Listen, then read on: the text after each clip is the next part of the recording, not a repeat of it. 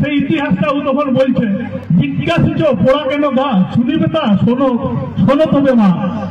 জন্ম আমার সিঁদুর ঘরে, বাপের ঘরে খুব আদরে, ছিলম বছর 10। আজার তার রাস্ত হাসি, বলবো কি আর পরক আসি, মিটল সকল সাত। এই কুলের যে প্রথাটা, এইটা ওরা 100 বার তো বিহা করত। ওই ব্রাহ্মণরা 80 বছরের বুড়াও একটা ওই 13 বছরের মেয়েকে বিয়ে করছে, অথচ সেই 80 বছরের বুড়াটা তো মরবে কি দুদিন পরে। সেই বুড়ার সঙ্গে কিন্তু ওই একই শয়ে ওই 13 বছরের মেয়েটাকেও পোড়ানো হইতো। তো সেই মানে পুড়তে পুড়তে মেয়েটা ছিটকে পড়ে যায়, যে মানে শয্যাশায়ী করলো তারে, ছিলম বছর 10। আচারে তার আস্ত হাসি, বলবো কি আর পরক আসি, মিটলো সকল সাত। মানে ওই 13 বছরের মেয়েটার জীবনের সব শখ আল্লাহ মিটে গেল, কারণ এই 80 বছরের বুড়ার সাথে বিহা দেওয়ার কিছুদিনের মধ্যে বুড়াটা মিটে গেল, মানে মরে গেল। এই হচ্ছে ডাইনাচারী। আর আমাদের নেগাচারীদের কি ছিল বা কি আছে? আমাদের পূর্বীদের সতীদাহ কোনোদিন ছিল নাই। বিধবাদের আমাদের বিয়া দিয়া হতো। কিরকম? ওই কম বয়সে যদি স্বামী মরে যায় বা স্ত্রী মরে যায়, তাদের বিয়ে হতো।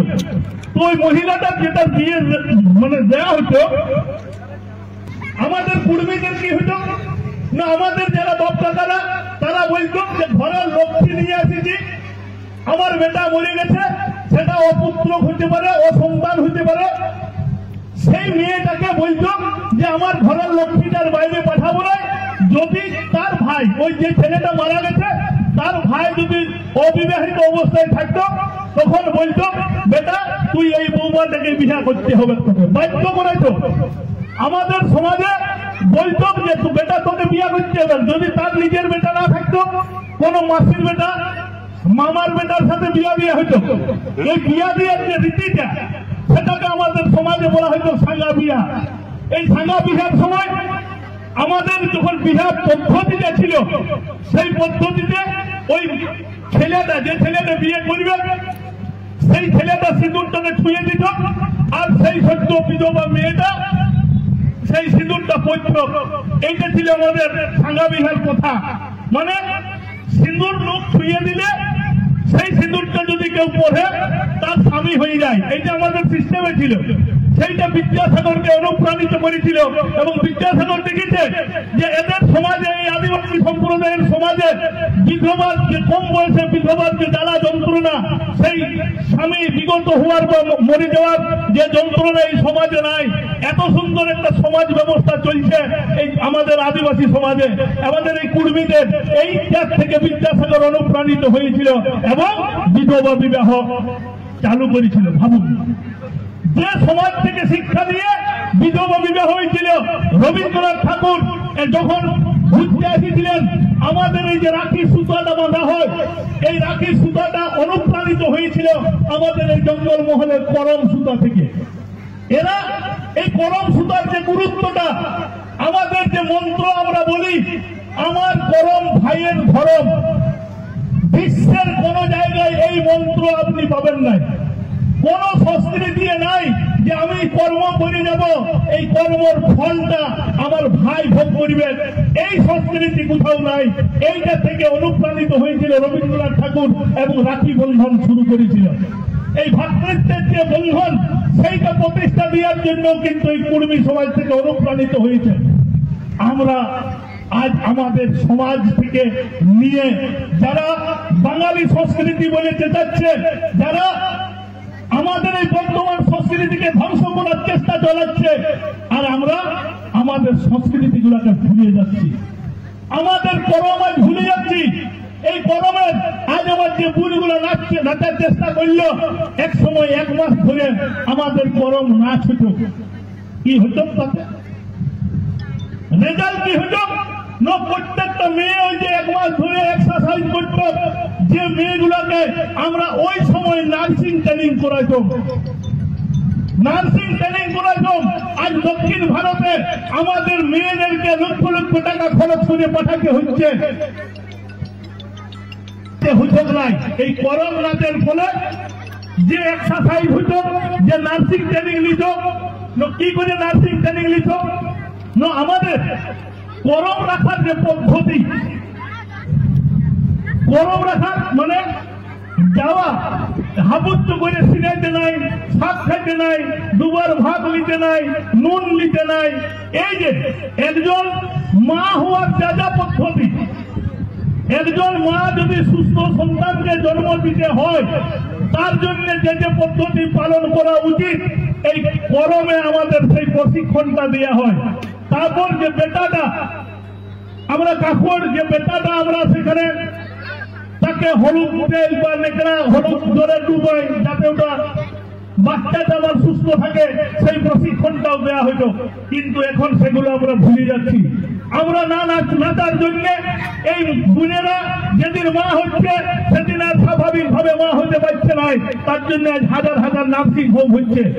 এই নার্সিং হোমে আমার বোনটা মা হতে যাওয়ার জন্য তাকে সিজার হতে হচ্ছে, যার ফলে কি হচ্ছে আমাদের এই যে কুর্মী যারা 18 ঘন্টা 19 ঘন্টা করে 1018 স্বর্ণ ভাগ আনতে পারছিল, সেই মায়েরা আর ওই লাইকেশন হওয়ার জন্য এই সিজার হওয়ার জন্য আর ওই মায়েরা কিন্তু ওই 18 ঘন্টা 1018 ধান আর আনতে পারবেন কি জোর ভাগ থেকে পারবে?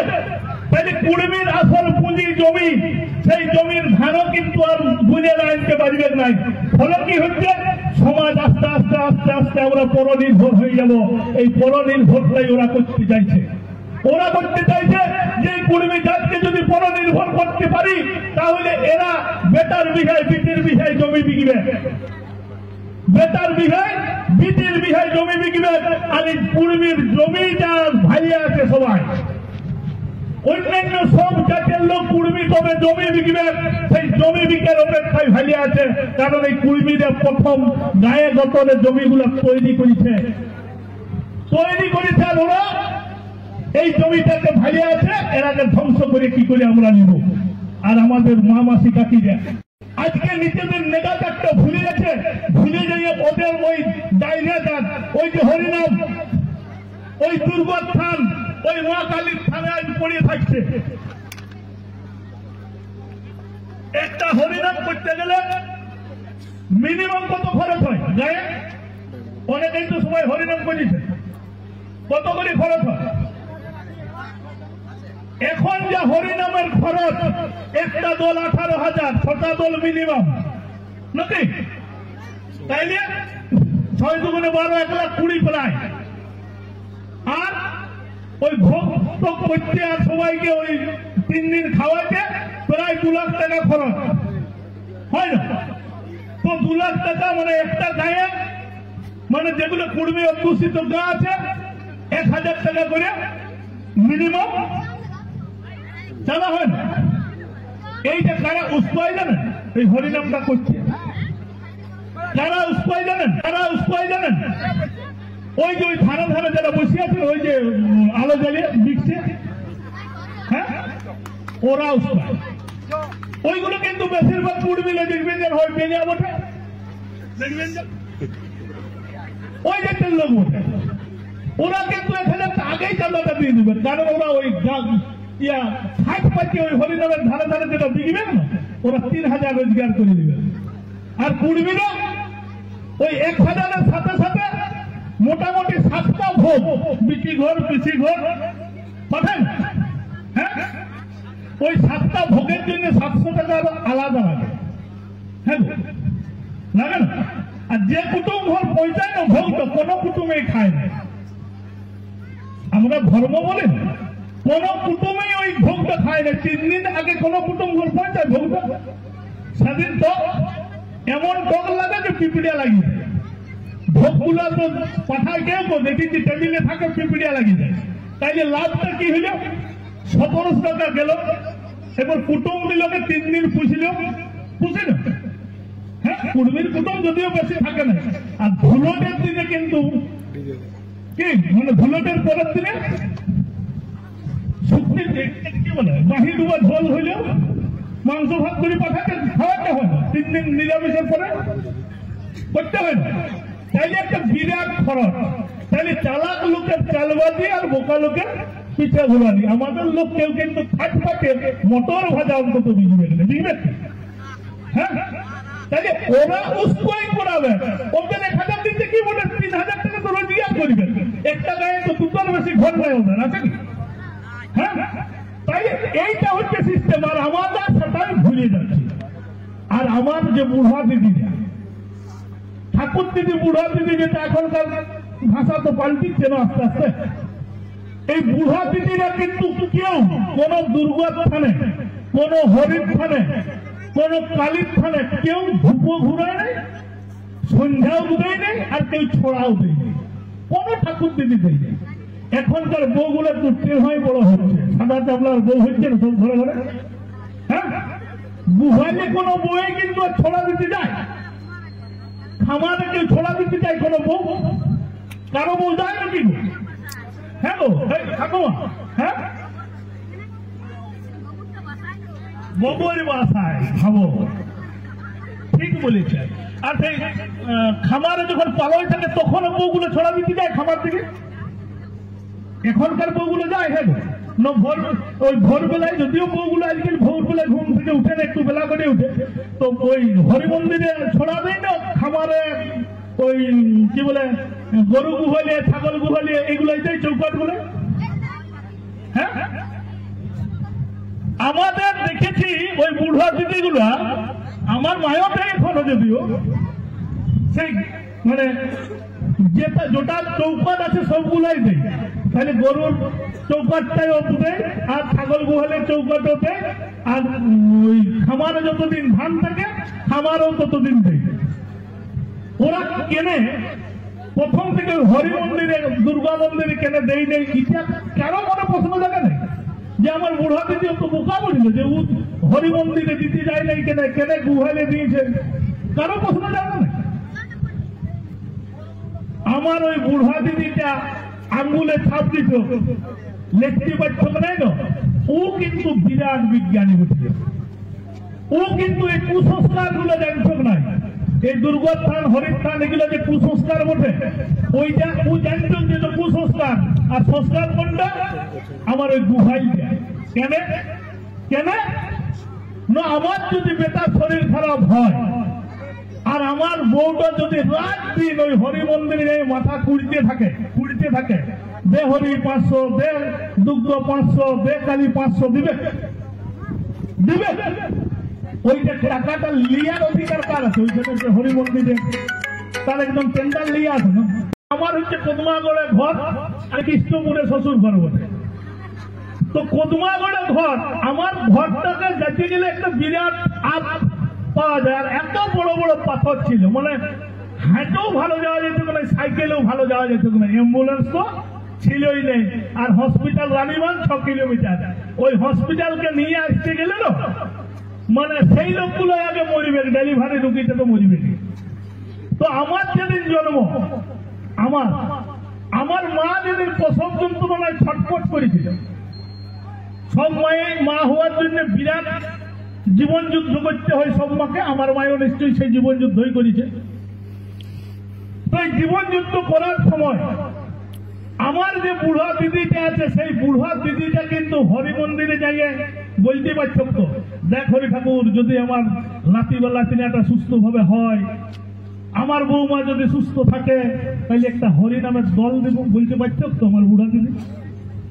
বলতে পারছ তো? দেখ মা দুর্গা, আমার ঘরের সামনেই কালী মন্দির আছে, দেখ মা কালী, যদি আমার লাতিবেলা দিনে ভালোভাবে হয়, আমার বৌমা যদি সুস্থ থাকে, তাহলে 80 বছর কালী পূজার কালী মূর্তিটা আমি দিয়ে দেবো। বলতে পারছ তো?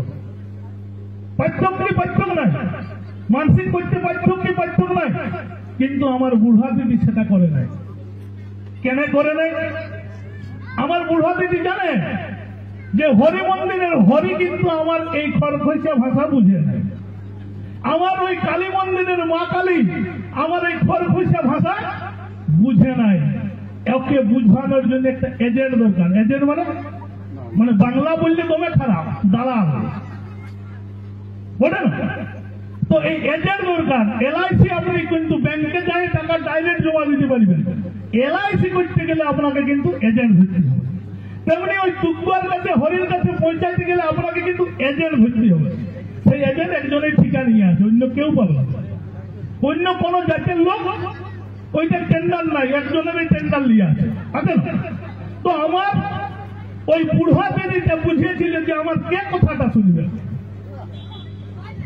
কে আমার কথাটা বুঝবে। তখন এজেন্টকে খুঁজে বলবে আমার দিদিকে মা ছটফটাচ্ছে আর বুড়ো দিদিকে এজেন্ট খুঁজবে। ও কিন্তু চলে গেছে গাড়িয়া আছে না, প্রত্যেক গায়ে গাড়িয়া জোর নদী খাল আছে, গোলাম থান গুলো কোন দিকে আছে, এই গায়ের গোলাম থান কোন দিকে আছে? হ্যাঁ, মানে পূব দিকে। হ্যাঁ, প্রত্যেকটা কুড়মি গায়ে কিন্তু পূব দিকে এই গোলাম থান আছে। এবার এদিকে ওদিকে ঘর উঠে যাইয়ে তো পূব পশ্চিম উত্তর দক্ষিণ হয়ে যেতে পারে, নাহলে প্রত্যেক গায়ে পূব দিকে আছে। তো আমার সেই বুড়া দিদিটা ওই গাঝায় যাইয়ে চুপ দিয়ে টপ করে ওই গোরাম থানের ঠাকুরকে বলেছিল, দেখ মা গোরাম বুড়ি, যদি আমার লাঠি বা লাঠিনাটা ঠিকঠাক হয়, আমার বৌমা যদি সুস্থ থাকে, তাইলে তোকে এক মূল মানসিক করেন। কারণ হসপিটাল নিয়ে যেতে যেতে সময় নাই, মানুষ মরে যাবে, বৌমাও মরবে, লাঠিও মরবে। তাইলে কোন ঠাকুরটা আপনার, সেটা ওই বুড়া দিদি জানতো যে গোরাম ঠাকুরটাই আমার বটে, ওই ঠাকুরটাই আমার ভাষাটা বুঝে। বুঝে না, মা কালীও বুঝে নাই, মা দুর্গাও বুঝে নাই, হরিও বুঝে নাই। তো যে আমার ভাষাটাই বুঝবে নাই, সে আমাকে কি আশীর্বাদ দিবে? হ্যাঁ, দিবে আমার আশীর্বাদ? যে লোক তো আমার ভাষাটাই বুঝে নাই, সেই গল্প পড়িয়েছিল, বলছে সে বিদেশে পড়িতে পাঠাইছে ঘরের লোক, আর ওর বেটা সেই বিদেশ থেকে পড়িয়ে আসে করে বলছে সেই ওয়াটার এরকম খুঁজছিল, বুঝি কি বেটাটা আমার হটার বটর করেই মরে গেল। মানে জল খুঁজছে ওর বাম্মাকে, ওর বাম্মা বুঝলে তবে না জলটা দিবে। হ্যাঁ, তাইলে আপনি ওই হরি মন্দিরে রাত দিতে চান, মরে যান, সারা রাত ভেবাই, হারমোনিক কাঁঝায়, আর অত ভারী ভারী ফলগুলো নিয়ে ঝাপাই। যত লোক হরিনাম করতে যায়, ভোগ করার সময় সবকে বার করে দেয়, তাই না? হ্যাঁ, ওই হরিনামের যে সারা রাত দিন রাত ভেবাইল, সেই লোকটাকে ভোগটা ছুটে দেয়, ছুটে দেয় গো। হ্যাঁ, আমাদের গায়ে হরিনাম হয়, সেই হরিনামের কায়দাটা দেখুন, বিরাট চক্রান্ত চলে। আমরা এগুলো বুঝি নাই বলে এত সমস্যা। প্রথমে হরিনামে আমি মানে অত বুঝতে পারি যে হরিনাম হচ্ছে, দেখছি ওই নিচ পাড়ার লোকগুলো ওই ফল দল কাটছে ভোগে, ফল দল কাটছে ভোগের একটা বিশেষ জায়গা, আমি আর যাই বলিব না। ওরাই দেখছি সব বইয়ে পিটিয়ে কাটছে, আমি ইতিহাস এই ঘরটাই কাটছে, সে ঘরটা মাহাতো, পাশের ঘরটা খয়রা, ওদের মঠিনও দিল নাই, ওরাকে ভোগের ফল দল গুলো কাটতেও দিল নাই। কেন? আমার মাথায় কিন্তু ওটা আজ থেকে 20 বছর আগের গল্প বলছে, 20 বছর আগে বলি, তাহলে এই লোকগুলো কেন কাটছে নাই, ওরা ওই বলার থেকে আসছে কেন? আমার মনে মনে সন্দেহ হয়েছে। আমি সেই বছর কিছুই বলি নাই, কাটিছে কাটিছে। পরের বছর ওই খয়রা ঘরের বিটি ছানাগুলোকে, ধোবা ঘরের বিটি ছানাগুলোকে, মাহাতো ঘরের বিটি ছানাগুলোকে বলি, এগো তোরা রেডি হলো, কি করতে হবে? ফল দল কাটতে হবে। তো সেই বছর কেউ ভোগ নেই নেই, জানা, কেউ ভোগ নেই, আর লোক বলছে জাতপাত নাই। আপনি এই সিস্টেমটা করবেন, দিয়ে পরের বছর সেই ভোগ যখন সাজাচ্ছিল, সাজায় ওই হরিনামের মন্দিরে, মানে ভোগগুলো বিজানোর জন্য এক জায়গায় করে না, ভোগ তৈরি হয় না। হ্যাঁ, যখন আমি বলি ঠিক আছে ভোগটা তাইলে সাজাও হয়ে সবাই মিলে, তখন বলছে না আমরা তো ভোগ লিব নাই। বলি দেখ, মূল চক্রান্তটা আগে বুঝ, মূল চক্রান্তটা বুঝ। ওই মাহাতো লোকগুলো ভোগের সোনাগুলো ছুটে পায় না, তখন থেকে আমাদের গায়ে ওই ভোগ করার জন্য বৈষ্ণব নিয়ে আসে। তাহলে অত বড় একটা চক্রান্ত, ঠুক দিয়ে করে ভোগটা, সেটা জানেন না? হ্যাঁ, ভোগে ঠুক দিয়ে জানেন? হরিনামের ভোগে ঠুক দিয়ে মেশায় জানেন? তাহলে ঠুক ঢুকায়, আর ওর যদি টিভি থাকে হবে না? তাহলে আমার কুটুম বাটুম সবাইকে টিভি রঙতে যাবে, টিভি কেউ যায় না, টিভিটা সংক্রমিত হয় না। হ্যাঁ, আরো দেখি কতগুলো বউ আরো মানে পা ধোয়া জল খায়, মাথায় ছিটে, ছিটায়, দেখেছেন? আর ওদের একজনেরও ফাটা পা নাই, দেখেছেন?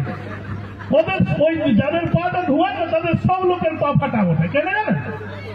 ওদের বউ বেটি গোবর ঝেঁটায় না, গুহাইলে ঢুকে না। ওই মরদ মানুষ গুলোকে গোবর মানে গুহাইলে ঢুকতে হয়, ওরাকে কিন্তু গোবর ফেলতে হয়। আর ওই ফাটা পায়ে গোবরে ঢুকে থাকে, দেখবেন সার পোকা ঢুকে থাকে ওদের পা গুলো এত ফাটে, বুঝলেন? আর সেইগুলা জল কাটে না। আর ও যদি কাঁচা কুয়ে কোথাও পা দিয়েছিলেন, হ্যাঁ হ্যাঁ, তাইলে এইরকম ওরা আসছে, ওদের পা ধোয়ার জল, বাবারে বাবারে, এগুলো কিন্তু ছাড় পোকা কাঁচা গু সব থাকে না, একদম ওইটা আর করবে নেই। তাইলে এইটা যে সিস্টেম, এই সিস্টেমটা কিন্তু আমাদের ছিল না। আমাদের পূর্বীদের কান ফুকা মন্ত্রও কোনোদিন ছিল না। কানে কানে এমন কি ফুটিয়ে দেয় যে কাকেও বলা চলবে না। তবু যদি গাল দিয়ে গেল কানে কানে, তাকেও তো বলাই চলে যাবে না। তো গালিয়াই বলছে না, কি করে বুঝবো আমরা? হ্যাঁ, মানে আরেকজন তো ওই গালিটাই শিখাই যাবে, কান ফুকা, তাই না? তো এইটা আমি একটা গল্প বলেছিলাম কোন একটা মঞ্চে। একটা নতুন জামাই, মানে জামাই বটে আর কি, শ্বশুর